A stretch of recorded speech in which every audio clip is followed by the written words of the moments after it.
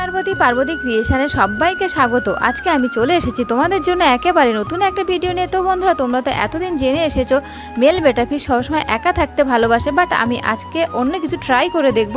তো সেই জন্য আমি কিছু আজকে গাপ্পি কিনে নিয়ে এসেছি। আর দেখো, এগুলোকে এখন এইভাবে ট্যাঙ্কের মধ্যে রেখে দেবো, সাথে সাথে ঢেলে দেবো না, কারণ সাথে সাথে ঢেলে দিলে হয়তো প্রবলেম হতে পারে, মাছ মারাও যেতে পারে। তো সেই জন্য এখন এগুলো এভাবেই থাকবে।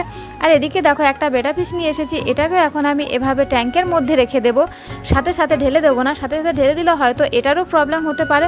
তো কিছুক্ষণ এভাবেই থাকবে, তারপর এগুলোকে আমি ট্যাঙ্কের মধ্যে ঢেলে দেবো। তো বন্ধুরা, এখন অনেক সময় হয়ে গেছে, এখন এগুলোকে ঢেলে দিয়েছি। তো দেখো, বেটা ফিশ আর গাপ্পি কত সুন্দর খেলা করছে, দুজনাই মিলে মিশে আছে, কেউ ঝগড়াঝাটি করছে না। তো বন্ধুরা, তোমরা আমার ভিডিওটা দেখে কি শিখলে আর ভিডিওটা কেমন লাগলো সবাই কমেন্ট করে জানাবে।